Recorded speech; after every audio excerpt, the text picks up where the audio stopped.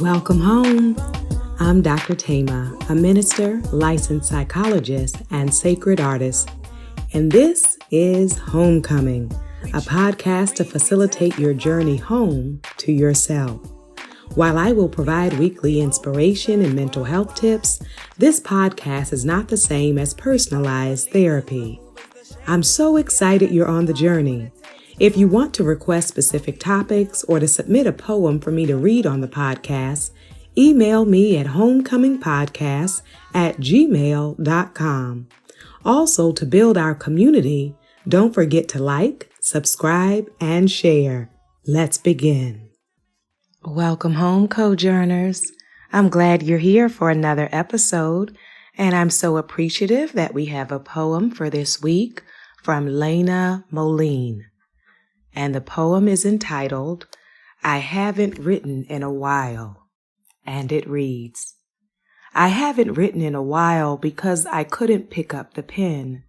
The pen was filled with hurt, disappointment, anger, and would expose places that I didn't want to go and things I didn't want to feel. I haven't written in a while because I would have to admit that sometimes my smile is layered, and I would rather not face what I am feeling. So I moved around the pen, distancing myself as far as I could because somehow I knew that the pen just might force me to do something, and I wasn't ready to do it. I fought with the pen, angry because it knows all the things that I am keeping from everyone else. The pen knows the journey. The pen knows the highs and the pen knows the lows. Yes, it sits, neglected, muzzled in my drawer, unable to tell my story. But one day, I left the drawer open and the light shined through. The pen's radiant glow reminded me that it was mightier than the sword and that it could not oppose growth, laughter, or love. It wanted to encourage me when I was sad and angry.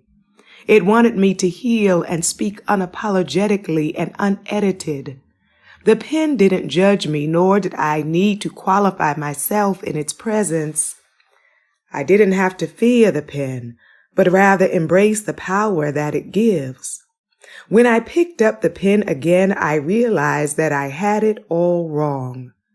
I had been writing all along, but I needed the pen so that my words would draft my freedom. Oh, my goodness. So amazing and so true that many times we are running from our emotions, running from memories, running from ideas that we need to face so that we can be free. And in the facing, it is not a time of judgment or shame or condemnation, but it is a time of freedom. It is a time of liberation. It is a time in which we come home to ourselves. And so thank you so much for both writing the poem and for sharing it with us.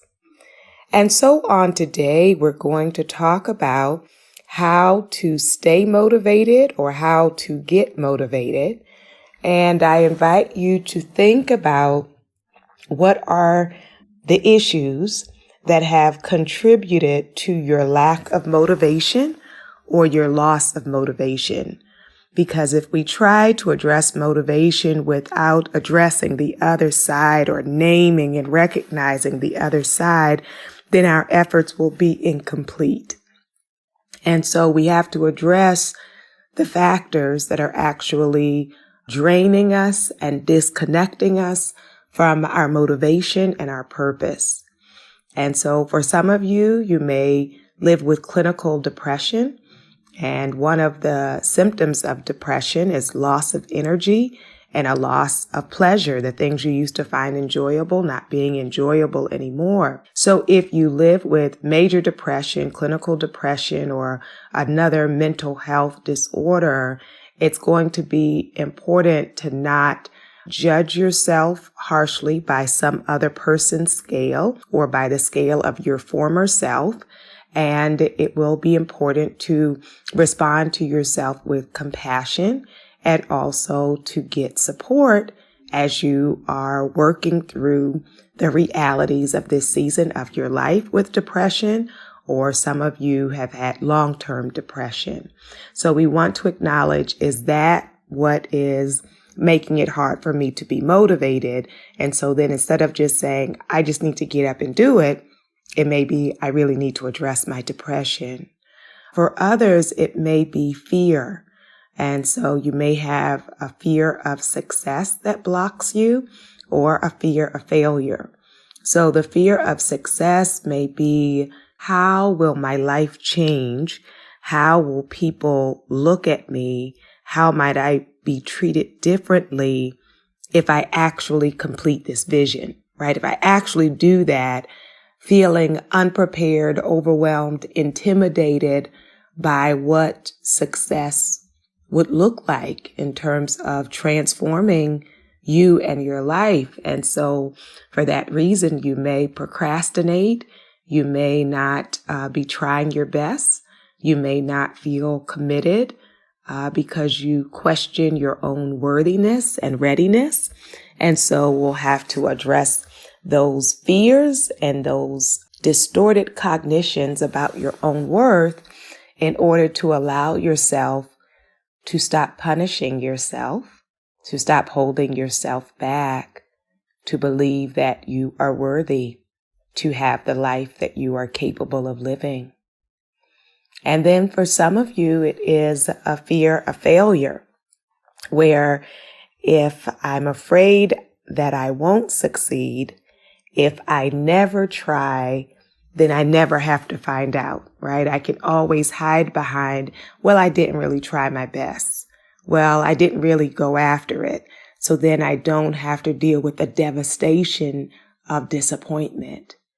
And so if that has been the fear that has been holding you hostage, if I can offer to you that failure is not the end of the world, and failure can also be a learning opportunity, so that the next time you try it with your new wisdom, you try it with the lessons learned, and you get closer to your goal. So I don't say get motivated with the false promise that everything you try is going to be a home run every time, but that as you engage in the process, you'll learn about yourself.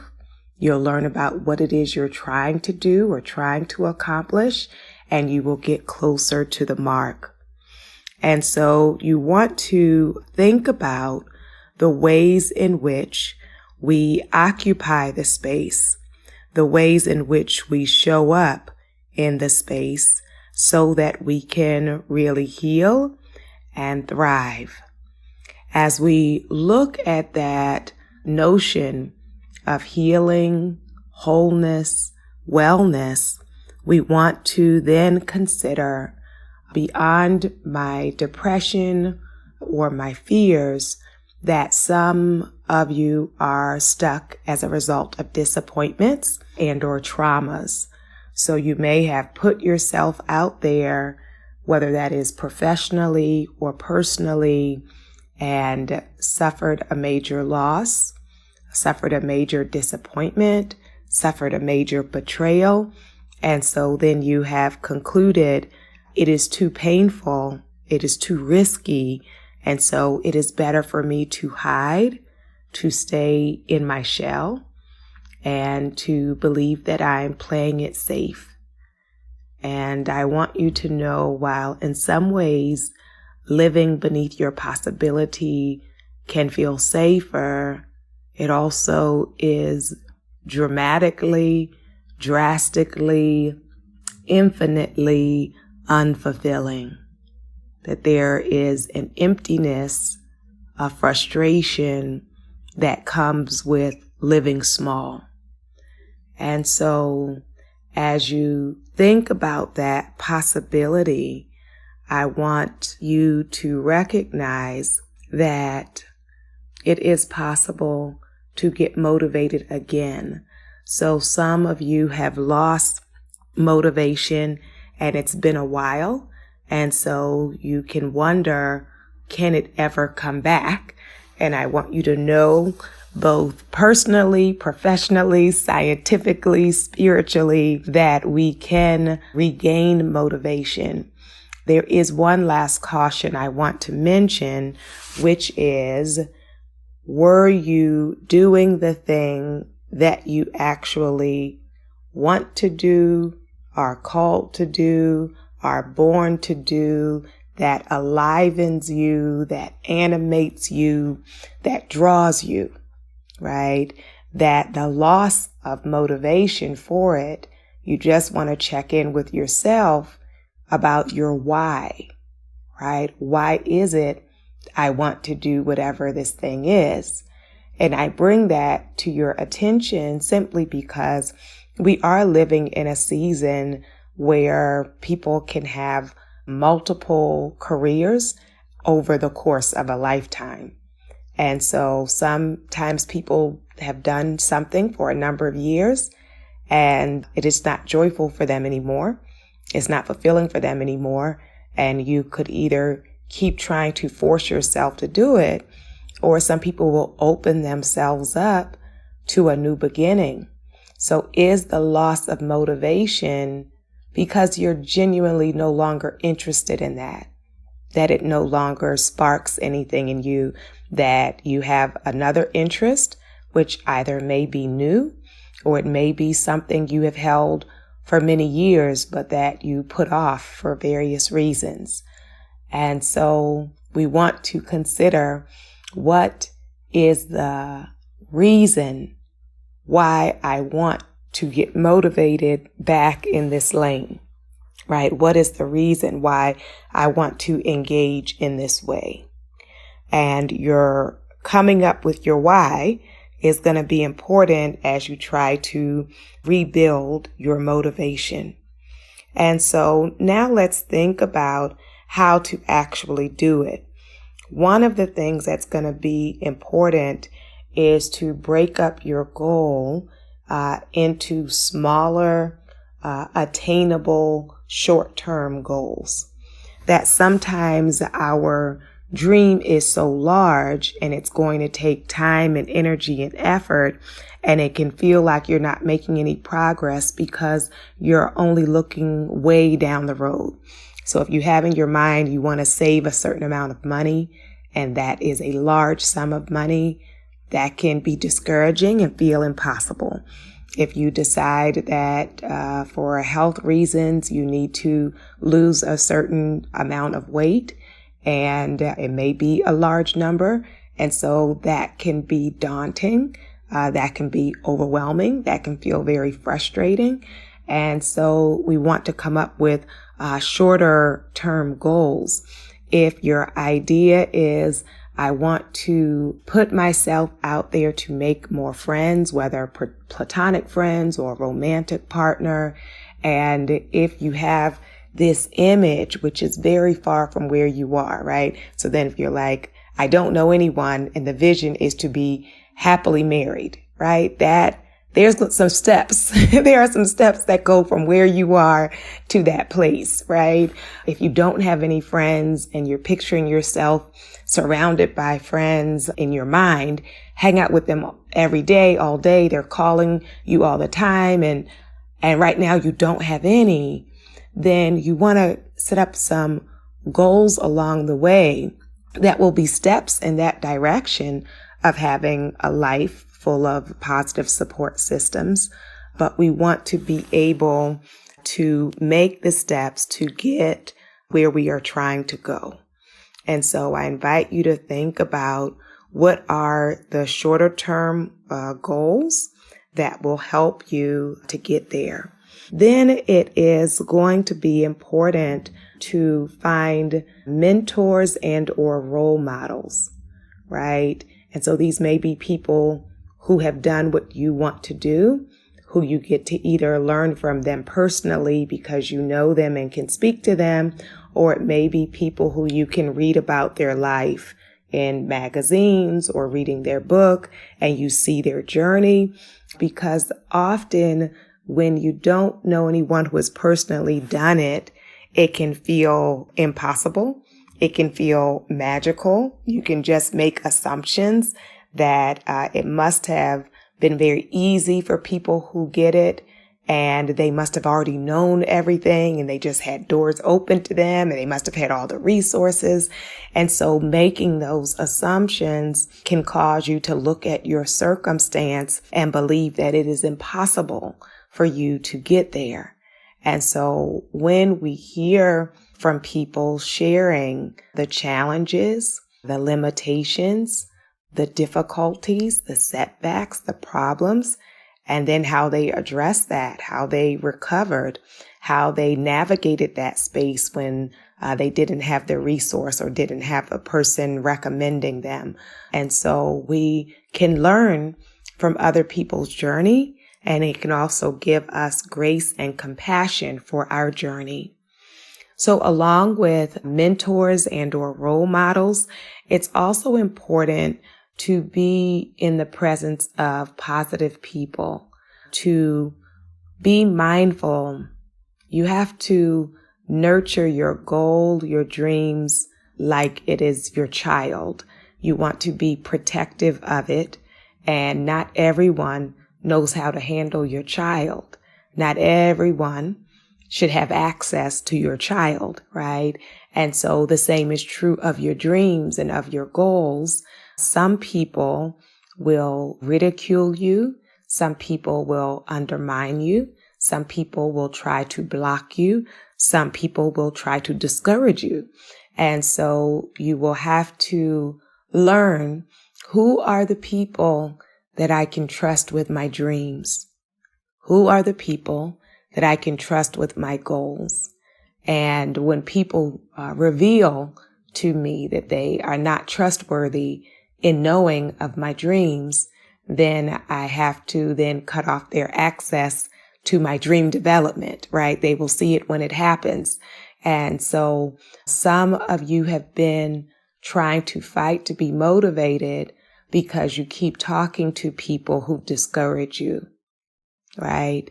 So that's the wrong group. That's the wrong circle. And, there are many reasons why people can discourage, sometimes because they never got to dream, sometimes because of jealousy, sometimes because of fear. For whatever reason, it's not yours to figure out why are they discouraging you. It's just for you to navigate differently, knowing it takes too much out of me to try to stay committed on my path while I'm in constant conversation with people who are telling me that I'm not deserving of the path.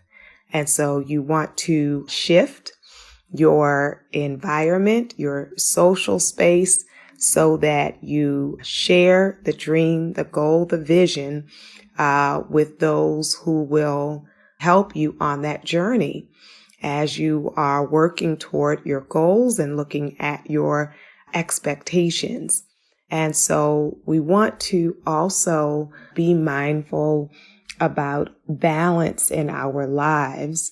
You will burn out if you become so singularly focused on the goal that you neglect every other area of your life, right? So if I'm neglecting my physical health because I'm working all hours of the day and night, if I'm neglecting my sleep, I'm skipping meals, if I'm neglecting my friendships, if I am not taking care of even my own spirit, right? That I'm not nourishing my mental health, my physical health, my spiritual health, and I am just going after this one goal, it is not sustainable. And so of course you're tired, right? Of course you're exhausted. You're a human being. And so we want to honor our humanity, our need for relaxation, our need for joy. And I know that's not the suggestion you would expect, right? If I say, how do I get my goals accomplished and stay motivated? And many people think, work, right? But I'm able to come to my work with fresh eyes, with fresh energy, with fresh inspiration, with kind of renewed strength when I have poured into my well, right? And that was our poem on today. The poet, the writer, had been avoiding her pen.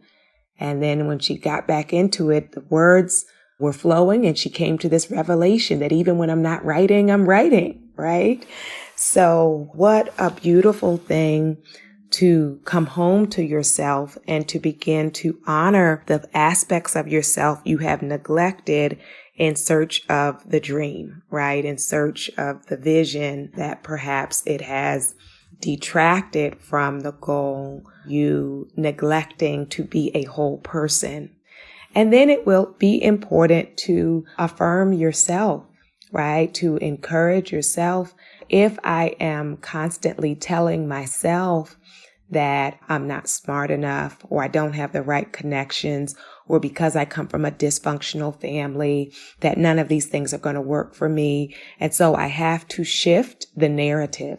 I have to begin to talk to myself with more positivity, with more affirmation, with more encouragement, right? And we know from this podcast that we don't want to speak affirmations that we don't believe. And so the affirmation may be making a statement in process, right? So you may not feel authentic to say, I am fully capable of doing my dream at this very moment, but to be able to say, I am growing and learning and working toward my dreams, right? I am moving in the directions of my dreams. I am growing wiser, right, with each season of my life. And so even if the affirmation needs to be not that I have arrived, but that I am arriving, then to begin to affirm yourself in that way. Then it will be important to have a schedule for some level of accountability. Some people like the word discipline. Some people don't like the word discipline, but you need to have some sort of schedule or accountability or timeline of if I keep the goal or dream vague, then it can always be out there in the abstract, right? So I need to then commit to myself. If I'm writing a book, then either how many minutes or how many pages am I writing each day or every other day, right? If I am working in the area of sales, it may be my own product, my own business, or someone else's, I need to set goals along the way in order to get to the larger goal. But I have to be specific. So I invite you to be specific about your timeline, about what are you going to commit to either daily or weekly that can get you in the place of your goals so that you can begin to see it happen. You will also want to consider what has procrastination cost me, because often those of us who are able to perform even after we procrastinate, we may say, oh, well, I was able to pull it off at the last minute, so it didn't matter. The truth is, even though you were able to get things done at the last minute, just imagine how much more phenomenal it would be if you had given it real time, right? If you had given it your serious attention, if you had really applied yourself, yes, you were able to pull it off. People thought that you did a good job, and that was you operating at a fraction of your capacity. So if I begin to think about what are the ways perhaps I have robbed myself of really functioning in the ways that I can, what are the ways that I have robbed myself from being able to fully see what I can do, right? That I have yet to actually see myself because I continue to procrastinate or play it small or do the bare minimum, right? And so we want to get very clear about the fact that procrastination costs us, and we want to be able to experience ourselves more fully. It also is going to be important to be willing to try different approaches, because sometimes we lose motivation because we keep trying it one way and it's not working, right? So we say insanity is trying the same thing, expecting different results, doing the same thing, expecting different results. And so some of you may have been trying one path to get there, and the door continues to be closed. And so you're frustrating yourself. An example I have heard from filmmakers is if you're at first just trying to get these large companies to green light your film, to give you big funding so you can make your movie, you can do that for years and the doors are not opening. And so a number of people have started to fundraise on their own or to make a short or a reel. And then people can see, a part of your work, and that can lead to more doors opening. And so they came a different way, right? They had to shift the approach, right? Instead of trying to get money for a feature, well, let me try a short, and maybe doing well with a short film is going to open the door for the feature I have in mind. And so I invite you to think about, is there a need for you to shift your approach, right? That it may not be that you are wrong or that the vision is wrong. It may be the pathway that you have been trying to take is not your pathway. And so I am wanting to also name for you that sometimes we have been giving in to our distractions. And so what are the things that you have been giving your time and energy to that don't nourish you, that don't nurture you, and that perhaps take you off course, right? Are there people, things, habits that the more I engage with those habits or with those, that set of people, that it distracts me from what I actually want to do with my life, right? And so then I have to shift from distraction into destiny, into manifestation, into vision, into goal, so that I can get in the zone and begin to live in the flow of what I am here for. And that is so important. The last thing I would say is it is going to be valuable to reward yourself along the way. Sometimes we keep punishing ourselves and we're so hard on ourselves. So because I did this step, I want to treat myself in this way. I want to celebrate myself in this way. I want to recognize my progress along the journey, and that will allow me to continue on the journey. I'm excited about your goals, your visions, and your dreams. I invite your soul to tell your heart, mind, body, and spirit, welcome home.